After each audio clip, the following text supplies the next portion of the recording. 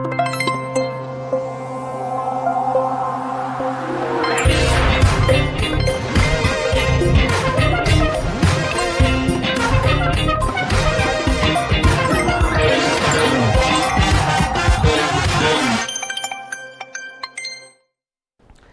adik-adik sekalian, di siang hari ini, di waktu yang sangat berbahagia ini, kita akan belajar bersama tentang salah satu topik dan tema yang saya pikir cukup menarik, dekat dengan kita dan tentunya kontekstual dengan kehidupan keseharian kita. Ya, apa itu adik-adik sekalian? Ya, para peserta didik yang saya banggakan, kita akan membahas tentang belajar bersama tentang definisi dan karakteristik globalisasi. Nah, pada pertemuan ini adapun tujuan pembelajaran yang akan kita capai, ya. Setelah mempelajari tentang definisi dan karakteristik globalisasi, maka diharapkan peserta didik dapat menjelaskan dan mengidentifikasi karakteristik globalisasi. Nah, inilah yang menjadi fokus dan tujuan pembelajaran kita di siang hari ini. Mudah-mudahan peserta didik sekalian setelah pembelajaran sebentar akan lebih terampil lagi dalam menjelaskan dan mengidentifikasi karakteristik globalisasi itu sendiri. Nah, mengawali pertemuan dan pembelajaran kita tentang globalisasi, para peserta didik sekalian, mari kita melihat salah satu definisi atau salah satu pengertian dari globalisasi yang disampaikan oleh salah satu ahli juga merupakan sosiolog yang kontemporer ya, yaitu tentang Anthony Giddens. Ya, adapun definisi sosiologi yang disampaikan oleh Anthony Giddens adalah globalisasi adalah intensifikasi atau percepatan hubungan sosial seluruh dunia atau secara mendunia yang mengaitkan kejadian di lokasi yang satu dengan yang lain serta menyebabkan timbulnya perubahan pada keduanya. Nah, adik-adik sekalian, mengapa saya memilih Anthony Giddens sebagai salah satu definisi yang akan menjadi acuan kita dalam proses pembelajaran? Karena bagi saya, Anthony Giddens ini memberikan sebuah pandangan yang komprehensif dan tentunya substansial. Mengapa seperti itu adik-adik sekalian? Karena Anthony Giddens ini memfokuskan pada intensifikasi atau percepatan hubungan sosial. Nah, perlu kita ketahui bersama bahwa yang menjadi inti dalam proses globalisasi adalah terjadinya sambung-menyambung, interaksi, komunikasi atau hubungan multi transnasional, bagaimana kemudian proses menyeluruhnya seluruh aspek kehidupan. Kehidupan ini menjadi terintegrasi dalam sebuah kaitan, itulah yang disebut sebagai globalisasi. Nah, pada bagian ini Anthony Giddens secara tegas, spesifik dan tentunya sangat fokus mengurai proses globalisasi itu pada proses percepatan hubungan sosial di seluruh dunia yang menimbulkan adanya perubahan. Nah, kita akan melihat nanti bagaimana apakah dari karakteristik globalisasi itu nampak ada hubungan sosial yang menyeluruh dalam seluruh aspek kehidupan. Jadi sekali lagi saya ulangi, definisi globalisasi menurut Anthony Giddens adalah intensifikasi atau percepatan hubungan sosial seluruh dunia atau secara mendunia yang mengaitkan kejadian di lokasi yang satu dengan di lokasi yang lainnya. Saya pikir sangat tegas ya Anthony Giddens dan memberikan sesuatu yang fokus bahwa bicara tentang globalisasi berarti kita bicara tentang percepatan hubungan sosial yang terjadi di seluruh dunia. Ya, jadi hubungan sosial itu kemudian menyatu dan terintegrasi, itulah yang disebut sebagai proses globalisasi. Nah, adik-adik sekalian, kita akan mengawali dari melanjutkan dengan karakteristik globalisasi. Ya, karakteristik adalah semacam ciri-ciri atau hal-hal fenomena yang tentunya sangat dekat dengan fenomena globalisasi. Jadi pada aspek karakteristik ini akan pada poin ini kita akan mengurai dan menyebutkan satu persatu tentang hal-hal pokok yang menjadi karakter yang khas dari proses globalisasi itu berlangsung. Nah, apa saja itu adik-adik sekalian? Yang pertama adalah adanya perbedaan dalam memaknai ruang dan waktu. Ya. Saya pada kesempatan ini ingin menggarisbawahi bagaimana ruang dan waktu itu berubah dari masa ke masa. Ya, kita bisa lihat ya. Ini ruang dan waktu. Ya. Di masa yang lalu, bagaimana interaksi kita itu harus jelas ruangnya di mana, waktunya kapan. Ya, itu kalau kita bicara bagaimana kemudian model interaksi di zaman dahulu ya, atau pernah kita mengalami fase yang seperti itu. Ya, hari ini dengan adanya proses globalisasi yang terintegrasi, proses menyeluruhnya seluruh aspek kehidupan, maka ini semakin menegaskan bahwa ruang dan waktu itu seakan-akan kabur atau hilang. Hilangnya di mana? Karena orang bisa melaksanakan kegiatan kapan saja dan di mana saja. Ya, dengan kemudahan akses ruang dan waktu itu. Jadi, pada karakteristik ini, maka bisa dipastikan keberadaan individu atau manusia ini sangat memainkan ruang dan waktu. Jadi, kita bisa lihat bagaimana ruang dan waktu itu bekerja secara cepat. Globalisasi membuat batas ruang dan waktu menjadi hilang karena komunikasi dan interaksi bisa dilakukan dengan mudah dan cepat tanpa batasan jarak dan waktu. Ya, kehadiran teknologi informasi dan komunikasi kemudian memberikan ruang yang sangat luas dan tanpa batas untuk mengkreasi ruang ini. Ya, jadi kita bisa bahasakan bahwa waktu ini, ruang dan waktu ini menjadi sesuatu karakteristik yang substansial dalam proses terjadinya globalisasi itu.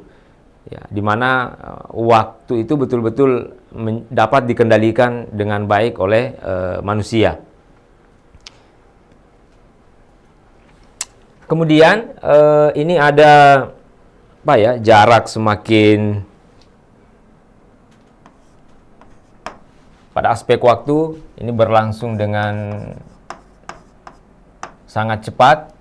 Ya, ruang-ruang hari ini semakin sulit untuk dibatasi, ruang-ruang ini semakin luas, tingkat partisipasi kita di forum-forum apa saja itu terbuka ruang yang sangat lebar sekali. Ya, jadi salah satu karakteristik globalisasi adalah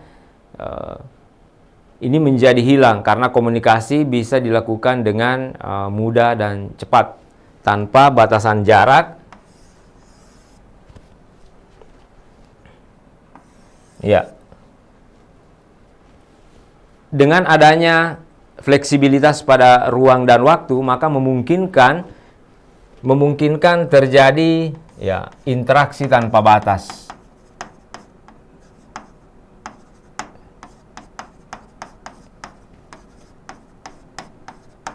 Ya, interaksi tanpa batas bisa dilakukan kapan saja dan di mana saja. Karena ruang itu menjadi semakin mudah, ruang interaksi dan ruang komunikasi itu menjadi semakin fleksibel dan saya pikir tersedia di mana-mana.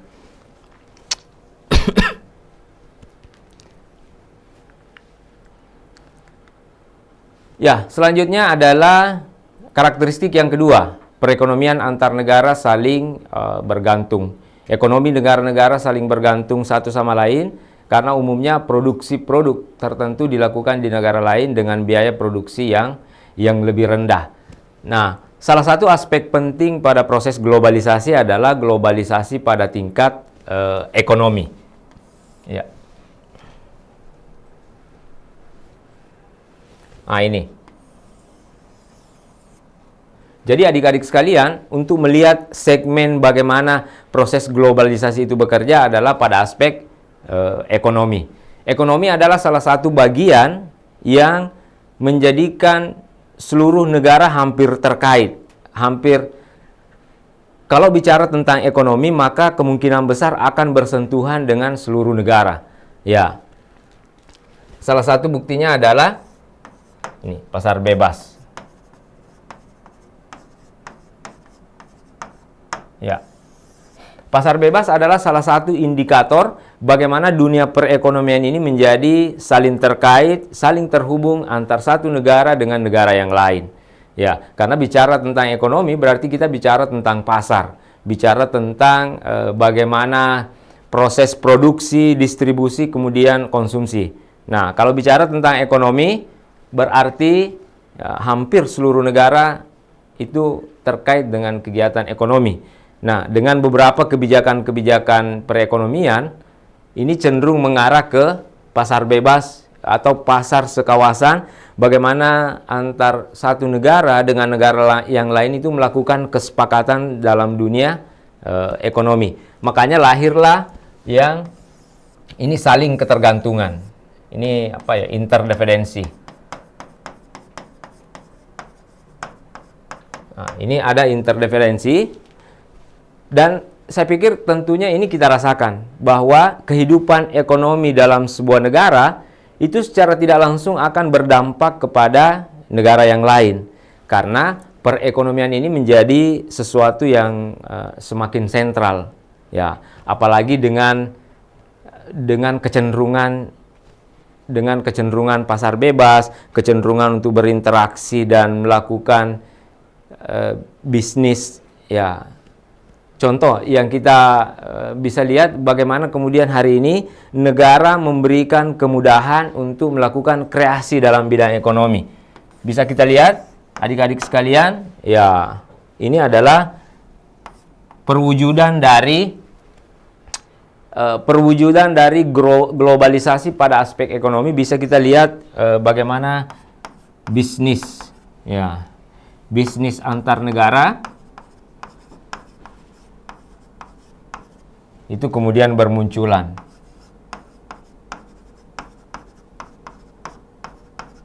Ya.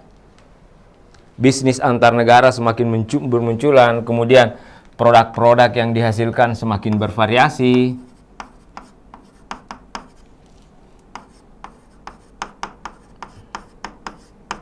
Ya.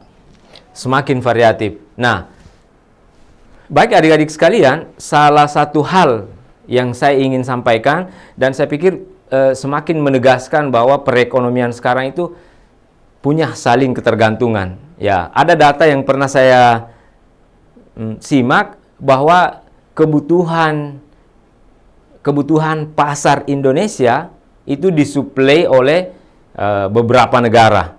Ya, jadi bisa dipastikan sebagian besar kebutuhan kita di dalam negeri itu asalnya dari luar.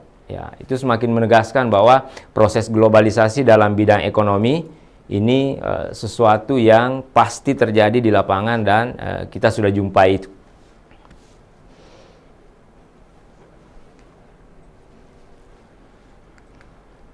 Nah, oke, kita masuk pada aspek yang ketiga. Tadi bagaimana di yang pertama, bagaimana ruang dan waktu itu menjadi hilang, menjadi kabur. Kita berada dalam sebuah interaksi yang menyeluruh. Kemudian yang kedua pada aspek ekonomi. Pada aspek ekonomi itu sangat menggambarkan bahwa terjadi proses globalisasi dalam bidang ekonomi. Yang ketiga adalah masih menjadi bagian daripada poin pertama dan yang kedua. Yang ketiga adalah pertukaran informasi menjadi lebih cepat. Ya. Ya. Pertukaran informasi menjadi lebih cepat. Ciri utama globalisasi adalah adanya kemudahan akses informasi yang bisa didapatkan dengan masif, mudah, dan cepat. Ya, saya ingin menggarisbawahi pada tiga poin penting ini kalau kita bicara tentang informasi. Ya. Nah, ya, baik adik-adik sekalian, kalau hari ini bicara tentang informasi, maka kita sudah meninggalkan beberapa tradisi-tradisi di masa yang dahulu. Kalau di beberapa tahun silam, kita masih menyaksikan ada yang namanya koran pagi. Ya, pada saat di Indonesia, koran itu kemudian terbit pagi hari, negara-negara maju atau negara-negara yang modern kemudian mencetak korannya itu sampai 2 sampai 3 kali. Nah, itu semakin menggambarkan bahwa terjadi pertukaran informasi. Nah, di era digital hari ini, di era virtual, di era kemajuan teknologi informasi dan komunikasi, maka kita tidak mengenal lagi itu. Kita tidak mengenal koran pagi, koran siang, atau koran malam. Tapi bagaimana kemudian informasi itu berjalan secara 24 jam. Nah, yang kita bahasakan sekarang adalah ya, untuk mendapatkan sebuah berita, ya dulu kan kita harus menunggu korannya terbit. Nah, kemudian setelah berbasis digital, ya semuanya itu menjadi lebih masif, mudah, dan cepat. Jadi pada aspek informasi tidak ada lagi istilah pagi, siang, sore. Bagaimana informasi itu menjadi rantai informasi. Ya, rantai informasi selama 24 jam. Ya. Rantai informasi selama 24 jam dan ini berlangsung, ya, saya pikir berlangsung di dunia. Hampir seluruh negara. Oke, sebagian besar negara ya.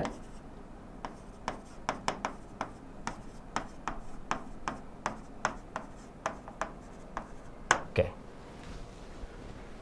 Ya, pada pembelajaran ini, pada bagian ini, saya pikir semakin menegaskan bahwa salah satu karakteristik dari globalisasi adalah, peristiwa globalisasi adalah bila mana pertukaran informasi itu menjadi lebih cepat, berlangsung secara masif, mudah, dan lebih cepat. Dan itu sekarang jauh lebih variatif lagi karena informasi itu dikemas dalam berbagai media yang memudahkan orang-orang untuk lebih mudah mengakses. Jadi bisa dipastikan bahwa pertukaran informasi hari ini bukan hanya cepat tapi selalu terbarukan.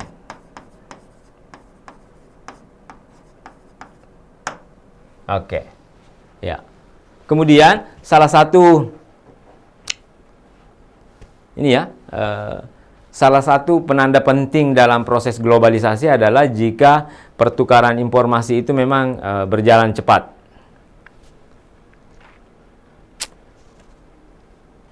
Adik-adik sekalian, 3 poin tadi itu bicara tentang bagaimana kontekstualisasi, bagaimana modernisasi itu berlangsung. Nah, di samping itu ternyata salah satu karakteristik dari proses globalisasi adalah timbulnya masalah bersama secara global. Nah, ini adik-adik sekalian, ternyata proses globalisasi itu di samping menjadi pergerakan berita, pergerakan kemajuan teknologi, ternyata seiring dengan itu globalisasi juga menimbulkan masalah ada masalah bersama. Ya. Dan itu berlangsung secara global. Nah, ini adalah, saya pikir persoalan ini menjadi tantangan seluruh negara.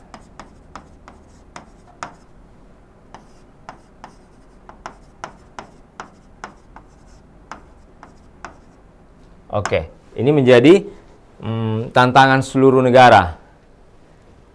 Globalisasi akan memunculkan timbulnya masalah bersama. Jadi kembali ditegaskan di sini, ada masalah bersama yang jadi isu global, misalnya seperti isu pemanasan global, isu kerusakan lingkungan, atau isu monopoli sumber daya tertentu. Oke, saya ingin memberikan jadi pada aspek ini mari kita berperan. Nah, jadi proses globalisasi, tugas kita bukan hanya menikmati hasil-hasil modernisasi, hasil-hasil teknologi, kemudian hasil-hasil pergaulan dunia yang berdampak positif, tapi pada aspek ketika masalah global itu muncul, maka itu menjadi tanggung jawab kita bersama. Seperti isu pemanasan global. Ya, oke. Ya. Isu pemanasan global ini bukan hanya dilihat sebagai isu yang dilihat seperti itu saja, tapi paling tidak pada aspek ini mari kita berbuat memulai dari hal-hal yang terkecil supaya kita ikut berpartisipasi pada isu pemanasan global. Bagaimana kemudian kita berperan dengan kerja-kerja yang sederhana untuk berkontribusi dalam isu pemanasan global. Nah, begitu juga harus diakui adik-adik sekalian bahwa kerusakan lingkungan ini sudah menjadi obrolan dunia. Ya, muka bumi ini atau kerusakan lingkungan menjadi persoalan semua sebagian besar negara. Olehnya itu kita juga harus melakukan ini secara masif. Bertanggung jawab terhadap lingkungan ini, ya, yaitu menjaga atau melestarikan. Oke. Nah, pada bagian ini saya ingin menegaskan bahwa kehadiran globalisasi bukan hanya membawa hal-hal positif yang kita diskusikan pada 3 poin tadi. Ya, bagaimana modernisasi, kemudahan informasi, ruang kita menjadi lebih fleksibel, tapi di samping itu, adik-adik sekalian, turut serta ada sebuah masalah. Nah, masalah yang kita jumpai seperti ini.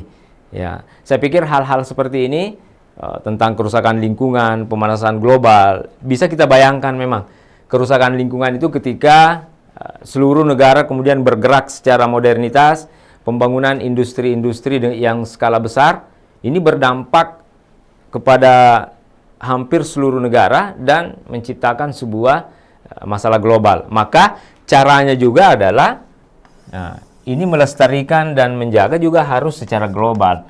Ini harus terlibat. Iya. Oke. Paling tidak pada aspek kerusakan lingkungan atau isu pemanasan global, ya, setiap negara itu kemudian harus memberikan kontribusi kecil terkait dengan itu untuk tetap bagaimana kehidupan di muka bumi bisa kita nikmati, bukan hanya fokus pada aspek-aspek tadi, ya.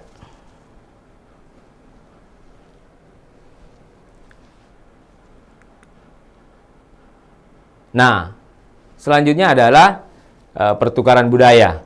Globalisasi akan mendorong terjadinya pertukaran budaya di mana interaksi antar kultur, antar negara menjadi lebih sering terjadi. Nah, ini interaksi antar kultur, interaksi antar negara, ini sesuatu yang tidak bisa dihindari. Itu karena kehadiran teknologi, informasi, dan komunikasi. Ya. Kemajuan dan perkembangan teknologi, informasi, dan komunikasi menjadikan setiap negara punya peluang untuk saling berinteraksi, saling berkomunikasi, sehingga proses pertukaran budaya ini pasti akan berlangsung.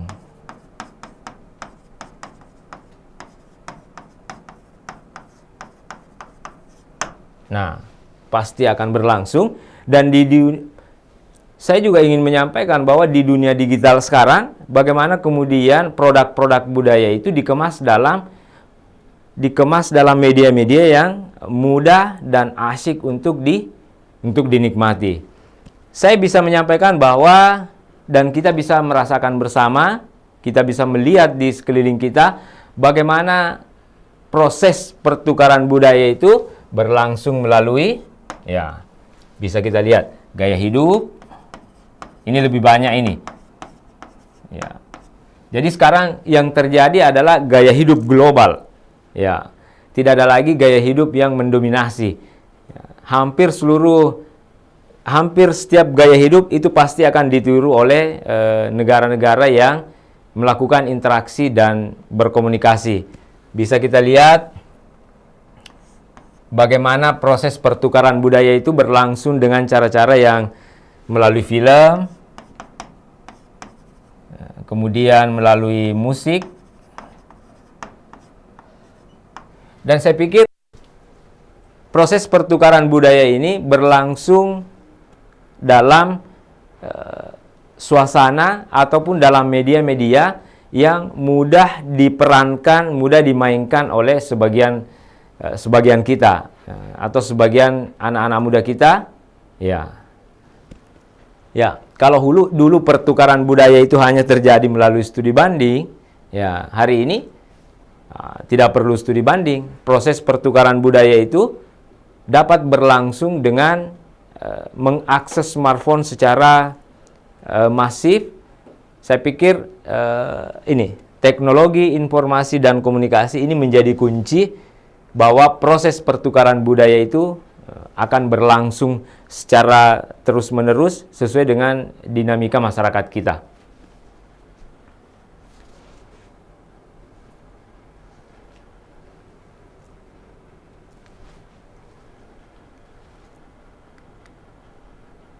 Nah, yang selanjutnya adalah proses komunikasi menjadi lebih mudah dan luas. Ya.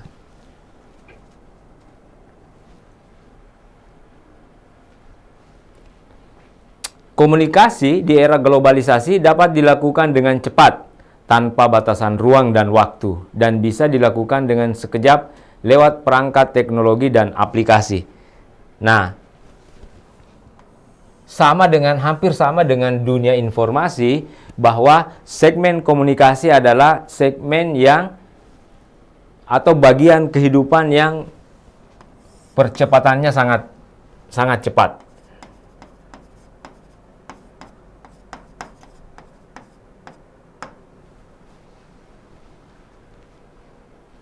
Oke, kalau kita bicara tentang komunikasi, maka produk-produk komunikasi itu kemudian di samping berlangsung sangat cepat, ya, proses komunikasi itu juga berlangsung secara variatif. Nah, ini semakin menjadi pendukung atau menjadi dasar bagaimana proses globalisasi itu berlangsung. Ya. Salah satu bidang yang hampir transformasinya sangat cepat itu adalah di dunia komunikasi. Ini transformasi, percepatan,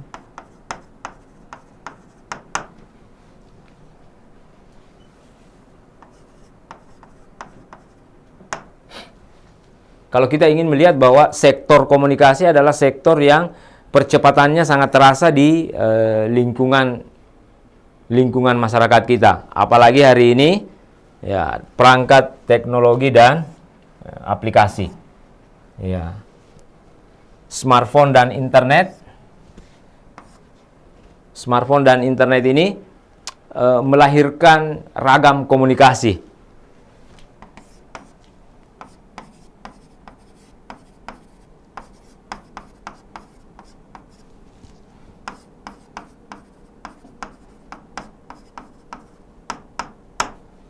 Oke.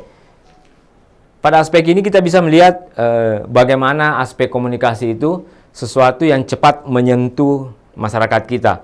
Karena dia ragam bentuk komunikasi dan proses percepatannya juga luar biasa sekali. Kita bisa melihat bagaimana kalau dulu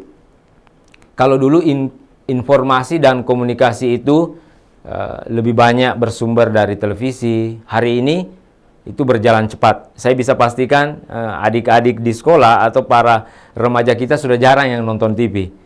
Ya, mereka lebih melakukan proses komunikasi itu di media-media yang mudah, seperti mungkin YouTube, ya, YouTube. Kemudian ini berjalan lebih cepat. Ternyata anak-anak kita tidak hanya berinteraksi di YouTube, mungkin main di Instagram, ya. Nah, kalau orang tua mungkin masih masih di Facebook. Nah, sebagian besar orang tua di sini. Sementara proses komunikasi dan percepatan informasi ini tidak sampai di sini. Ya, ini akan terus berjalan. Ya, anak-anak sekarang lebih gemar lagi main TikTok. Iya.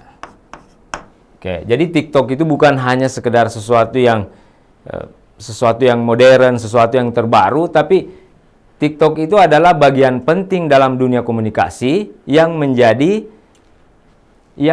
titik penting proses globalisasi itu berlangsung. Ya. Dan saya percaya proses komunikasi akan terus terbarukan, tidak hanya berakhir di sini. Nanti akan ada media komunikasi baru yang kita belum tahu apa namanya. Ya, ini. Jadi, salah satu yang mendukung, salah satu karakter yang kita rasakan bersama, karakter yang betul-betul terjadi di lingkungan sekitar kita adalah proses komunikasi menjadi lebih mudah dan luas. Komunikasi di era globalisasi dapat dilakukan dengan cepat tanpa batasan ruang dan waktu, dan bisa dilakukan dengan sekejap lewat perangkat teknologi dan aplikasi, smartphone dan internet. Orang bisa melakukan 1, 2, sampai 5 kegiatan hanya di tempat tidur, karena proses komunikasi ini kemudian sudah berlangsung secara global. Nah, baik adik-adik sekalian, kita masuk di karakteristik yang terakhir, dan ini juga menjadi penting, adalah keterbukaan di segala aspek. Karakteristik globalisasi selanjutnya adalah adanya keterbukaan di segala aspek seperti politik, sosial, budaya, dan ekonomi. Harus kita rasakan bersama bahwa kita dengan mudah dan gampangnya mengakses berita-berita yang bersifat global. Ya, bukan hanya berita, tapi segala sesuatu yang terjadi di sebuah negara, maka pada detik ini pun juga kita bisa konsumsi, kita bisa akses, dan kita bisa ketahui. Ya. Apalagi sekarang, pada poin ini saya menggariskan 4 aspek yang ada keterbukaan untuk seluruh negara. Yang pertama, politik. Ya, peristiwa politik adalah peristiwa yang mendunia. Ya, kebijakan politik di suatu negara pasti akan berdampak di negara lain. Ya, peristiwa politik yang terjadi di satu negara itu dengan cepatnya diketahui oleh negara yang lain. Begitu juga dengan sosial budaya.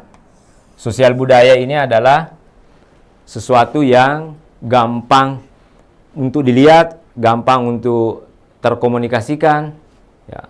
Bagaimana budaya-budaya, ya, saya bisa memberikan keterbukaan di segala aspek, sampai-sampai produk budaya itu kadang-kala menjadi sebuah pertengkaran. Ya, biasa kita dengar informasi atau berita, mengapa kemudian ada 2 negara yang mencaplok satu produk budaya? Itu karena era keterbukaan di segala aspek. Satu produk budaya kemudian dikreasi, diinovasi oleh negara lain. Itu dia bisa cap menjadi sebuah karya baru. Ya, jadi keterbukaan saya pikir memberikan 2 dimensi, ya, adik-adik sekalian, dimensi untuk belajar lebih banyak, ya, dan dimensi untuk menahan gempuran dari negara luar. Yang ketiga adalah aspek yang betul-betul nyata dalam keterbukaan di segala aspek adalah aspek ekonomi. Ya. Hari ini bagaimana kemudian kehidupan ekonomi itu menjadi sesuatu yang sangat penting dan mempengaruhi negara-negara yang lain. Ya. Bicara tentang ekonomi, maka kita bicara tentang sesuatu yang berdampak luas, tidak terjadi sendiri-sendiri, maka ini bisa tersebar, menyebar, bagaimana kemudian ekonomi ini memberikan aspek global, ya. Ya. Aspek global, kemudian transaksi itu tidak dibatasi lagi, kemudahan-kemudahan itu kemudian negara tinggal memberikan regulasi. Ya. Itu yang terakhir, keterbukaan di segala aspek. Ya. Baik adik-adik sekalian, saya pikir 2 poin yang kita bahas hari ini, kita belajar bersama. Mari kita terus mengupdate pemahaman dan proses belajar kita terkait dengan globalisasi dan karakteristik globalisasi. Nah, bagi adik-adik sekalian yang sempat bergabung, boleh raise hand jika ingin bertanya, memberikan komentar, atau memberikan sesuatu tentang karakteristik global. Ya, silakan adik-adik sekalian. Ya, terima kasih pertanyaan dari Ananda, salah satu siswa ya, salah satu siswa terbaik mungkin dari SMA Negeri 1 Luwu yang mengatakan, dan saya pikir pertanyaannya luar biasa, pertanyaan yang kontekstual ya. Pertanyaan ini penting semua diketahui oleh seluruh siswa. Mengapa sih gejala ekonomi itu menjadi sesuatu yang global ya? Mengapa proses ekonomi itu berlangsung secara global? Iya. Nah,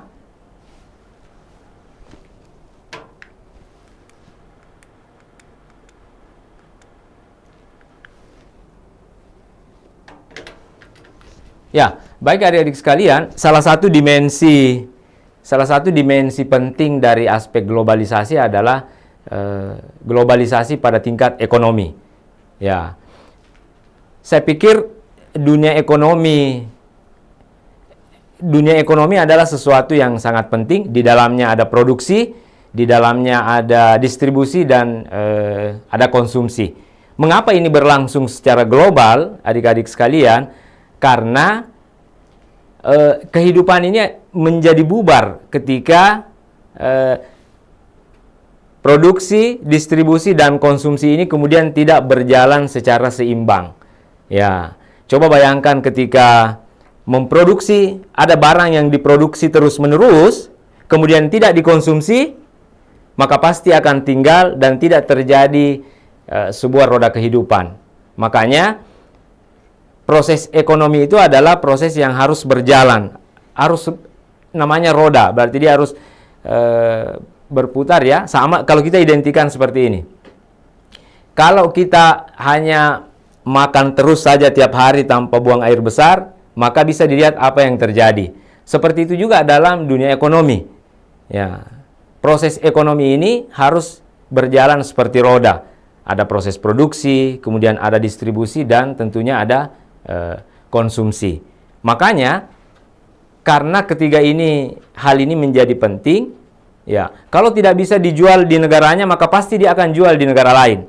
Ya, kalau tidak bisa dijual di negara yang satu, maka dia akan jual di negara yang lain. Karena negara yang lain juga membutuhkan, karena ada roda yang mesti harus berputar. Ya, coba dibayangkan di dalam kelas. Saya yakin di kelas itu ada banyak produk-produk luar negeri, atau ada banyak produk-produk di luar dari daerah kita yang kita bisa, yang sementara kita pakai, yang sementara kita konsumsi, atau yang sementara kita gunakan. Ya, siap. Oke. Saya pikir itu ya, bagaimana pentingnya dunia ekonomi. Oke, terima kasih pertanyaan yang luar biasa ya. Oke, dari Toraja, adik-adik dari Toraja. Apa contoh nyata dari globalisasi pada bidang ekonomi? Ya, coba anak-anakku sekalian yang pernah makan di KFC angkat tangan dulu. Wah, ini semua pelaku ini. Ini pelaku globalisasi. Ya, ini pelaku globalisasi. Jadi hampir semua angkat tangan. Ya, salah satu contoh nyata produk-produk globalisasi adalah yang adik-adik sekalian lakukan. Jadi ketika Anda mengkonsumsi KFC, maka Anda bagian daripada penduduk dunia. Ya. Kemudian, coba angkat tangan lagi. Siapa yang pernah menggunakan produk, entah pakaian, atau pakaian secara keseluruhan, produk dari luar negeri, mereknya. Nah, ini semua juga. Oke. Itu berarti sudah ada dua contoh nyata. Satu, pesan saya adik-adik sekalian, ketika kamu menggunakan produk-produk dari luar, Anda juga harus mengkampanyekan, oke, kalau KFC itu masuk sampai di Toraja, maka makanan Toraja juga harus sampai ke luar negeri, supaya kehidupan ini menjadi adil. Oke? Ya. Jadi kalau KFC masuk di Toraja, maka makanan Toraja juga harus keluar, harus sampai di luar negeri. Begitu juga dengan produk-produk ya. Ya. Jadi kalau kita ada produk yang kita nikmati, maka produk Toraja juga harus sampai di luar negeri. Sepakat? Ya. Ya, satu lagi. Silakan. Oke, terima kasih pertanyaannya, Nak. Salam buat keluarga besar SMA Negeri 1 Selayar. Terima kasih telah bergabung di siang hari ini. Nah, apa dampak positif dan negatif dari pertukaran budaya? Ya, dunia teknologi informasi dan komunikasi menjadikan pertukaran budaya tidak bisa terhindari. Nah, satu yang saya ingin sampaikan, kalian sebagai generasi muda, khususnya anak-anak muda Selayar, harus mengambil untung dari proses pertukaran budaya ini. Oke, jadi silakan ambil budaya-budaya yang bisa kita manfaatkan. Contoh, bicara tentang pertukaran budaya, budaya etos kerja mungkin yang dari luar itu lebih tinggi. Nah, itu yang dilihat ya. Nah, kemudian bukan pertukaran budaya, kemudian kalau kita hanya yang mengkonsumsi budayanya orang, kalau kita yang melihat budaya orang. Jadi yang harus kita lakukan adalah bagaimana budaya lokal kita juga bisa dinikmati oleh orang banyak, sehingga contoh budaya dari Selayar itu jangan hanya sampai di Selayar, tapi bagaimana produk dan entitas lokal Selayar juga harus sampai ke luar negeri, harus mengglobal ke seluruh dunia. Ya, terima kasih. Ya, baik para peserta didik sekalian, Bapak Ibu guru pendamping, terima kasih telah bersama di siang hari ini. Proses belajar yang tentunya saya pikir cukup menarik dengan berhasil melakukan interaktif dengan beberapa sekolah ya. Beberapa murid juga sempat mengajukan pertanyaan. Terima kasih untuk partisipasinya hari ini. Satu pesan saya, mari terus belajar, memperkaya cakrawala dan wawasan kita, khususnya terkait dengan proses globalisasi. Karena proses globalisasi adalah sesuatu yang tidak bisa dihindari, dan yang bisa bertahan dan yang bisa mengambil manfaat dari proses globalisasi ini adalah orang yang cerdas dalam berpikir dan bijak dalam bertindak. Sekian dari saya. Assalamualaikum warahmatullahi wabarakatuh. Ya, generasi Smart School berkarakter cerdas, Ki.